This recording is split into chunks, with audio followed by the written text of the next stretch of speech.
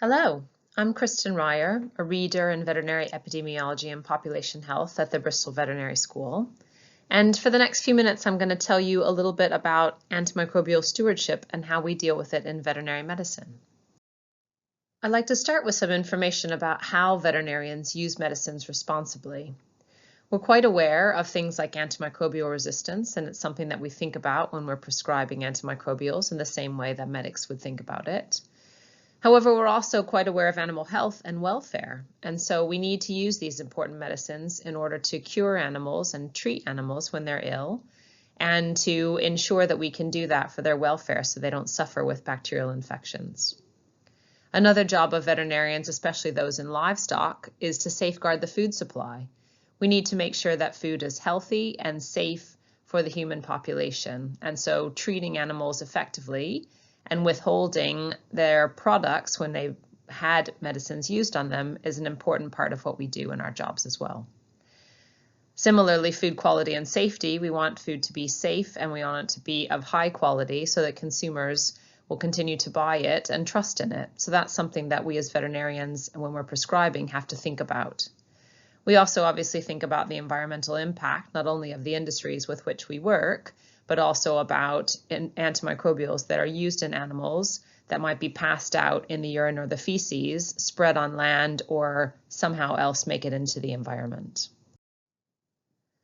Medicine use in animals is controlled by various bits of legislation. We have specific listings for specific medicines, what we can and what we can't use. Since 2006, there have been no growth promotants used in livestock in the European Union, so we don't just use antimicrobials willy-nilly to hopefully make animals grow faster. And there are certain rules, such as there can't be any advertising of antimicrobials to animal keepers in magazines or other things that animal keepers might read. There are also specific distribution categories for medicines, and all antibiotics are only able to be taken by veterinary prescription. So a veterinarian has to prescribe these important medicines. Vets are basically the gatekeepers of antibiotics in the UK. And I mentioned before, but there are very strict withdrawal periods after we use these medicines. So for instance, if a cow was treated with antibiotics, we might have to withhold her milk for up to 7 days, her meat for up to 28 days, and there are also rules for eggs and for fish as well. So these are reasons why farmers wouldn't just use these antimicrobials for any reason. They need to know that they cannot use these products for some time after they've been treated with antimicrobials, which often stops people from wanting to overtreat or having any reason that they might want to overtreat because there are these drawbacks. Now, the UK produces every so often a nice One Health report about the use of antimicrobials and antimicrobial resistance in both humans and in animals. And this is a One Health report from 2019, which uses data from up through 2017. And you can see at this time, about a third of antibiotics were used in animals, mainly in livestock, and about 2/3 of those were used in people. But when we think about how large a cow is or a sheep is that we might be treating, and compare that to how large an adult or even a child might be, we can see that when we measure antimicrobial use on a kilo for kilo basis, 3 times more antibiotics are used in people than are used in animals. So this is something to take into account when we think about, in the UK, how much antibiotics are being used by the different species.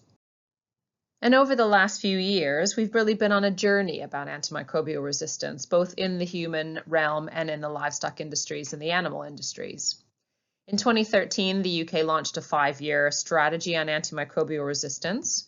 And in 2016, the O'Neill Review on AMR was published, and the government published a response to that O'Neill Review. And part of that government response that had an influence on the livestock industries was that the government committed us to country-level livestock multi-species antibiotic use targets by 2018. So an overall target of 50 milligrams per kilogram is what they said that we should be using by 2018.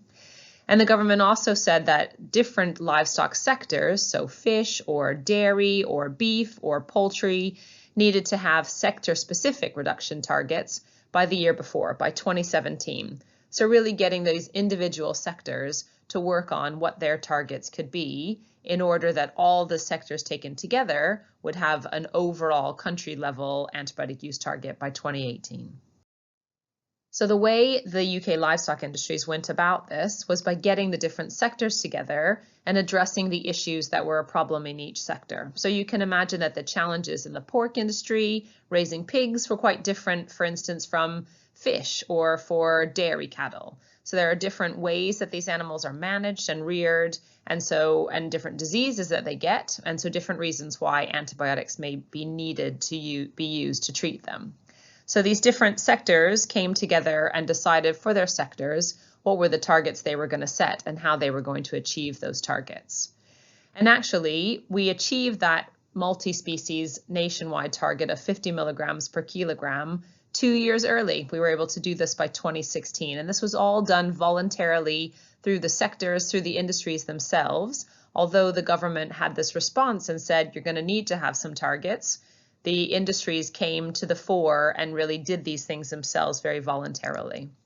And the way that that was done is by thinking about this tagline, as little as possible, but as much as necessary. So we want to be able to use these important medicines in animals to preserve health and welfare, but we only want to use the very bare minimum, as little as we can possibly use, in order to make sure these animals are healthy and well. And you can see from this graphic that the reductions have just kept going year on year. So we've been able to reduce the use of antibiotics in food-producing animals really since 2014 by over 53%. So a really great reduction, again, all done voluntarily by the different livestock sectors. And the One Health report also gives us some good comparative information about what's happened in the animal sectors versus what's happened in the human sector. And you can see these are different data from those I showed you in the previous slide. So this is comparing 2013 data to 2017 data. And you can see over that time that there was a 40% reduction in antimicrobial use in the animal sectors and a 9% reduction in the human sectors. Now, just like the animal sectors went about this in an individual way, depending on the sort of livestock we were dealing with, the human sector went about it in yet another way. There were, for instance, letters written from the chief medical officer to GP practices that were judged to be higher than they should be on prescribing of antibiotics.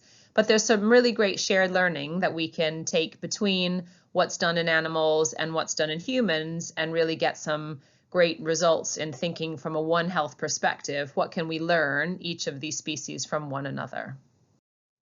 I think another important thing that we need to consider when we think about what farmers are able to do and what the livestock sectors have been able to do are the motivations behind why they do this and the pressures that come to them when they try to do these sorts of things. So farmers are not just about economics. They're not in this business to make a lot of money. What's important to them is having healthy, wholesome food, really high animal welfare. And they're doing this in the sort of situation that you see in these pictures. These were taken by a colleague of mine on her way to work one day, where you can see that this supermarket was advertising carbonated colored sugar water more expensively, to be more expensive, sold at a more expensive price than a healthy, nutritious liquid from a sentient being. And so this is what farmers are up against when they're trying to produce these things. We're asking more and more of them to be good stewards and to have good welfare and to manage the land and to do all of these things. And many of them are actually losing money trying to produce their products. So I just think it's important to keep that in mind, that farms are an economic business, even though they're about more than the economics. But when we just keep pressurizing, and if we want cheap food policies, how can we continue to ask for more and more and more when we're not willing to pay for that as well? So I think it's important to keep that in mind when we think about what we ask farmers to do, and quite frankly, the amazing job that they've been able to do specifically in this area and in lots of areas with the very little that they're given. But there's still some work to be done in the animal sector. So this is information about antibiotics that were sold in cats and dogs. And you can see, unlike the 50-some-odd% drop that we've had in the livestock industries, there hasn't been that much of a drop in companion animals. And so this is where we're turning our attention to, thinking about usage, thinking about resistance. There's lots of work showing that resistance in livestock isn't really causing disease, clinical disease in people. But I would wager that these animals live in your home, sleep on your bed, might lick your face, and they're really part of your family. And there's good evidence to show that the bacteria that they carry, you also carry in your family. So it's worth thinking about how we treat livestock, but also how we treat these pets that are a family member, and what that means for antimicrobial use and what that means for One Health antimicrobial resistance. So I guess my take-home message is answering the question, do we need antimicrobials in veterinary medicine? And I would argue that yes, we do, as much for my kids and their health and welfare as for the animals that we raise, that we use for our own reasons, and for zoonotic illnesses as well. This is bovine TB in a person's finger. So we need to be able to have these important medicines, but we all need to be able to use them responsibly in all species. And if you're interested in learning more about this area, you can follow our research group, the AMR Force, on Twitter. And these are just some of the different things that we think about, that we work on, some of the logos of different stakeholders that we work very closely with. We've won a few Antibiotic Guardian Awards that we're very proud of for our work with farmers and our research, etc. So there's still lots of questions that we're out there answering. So give us a follow if you want to find out more.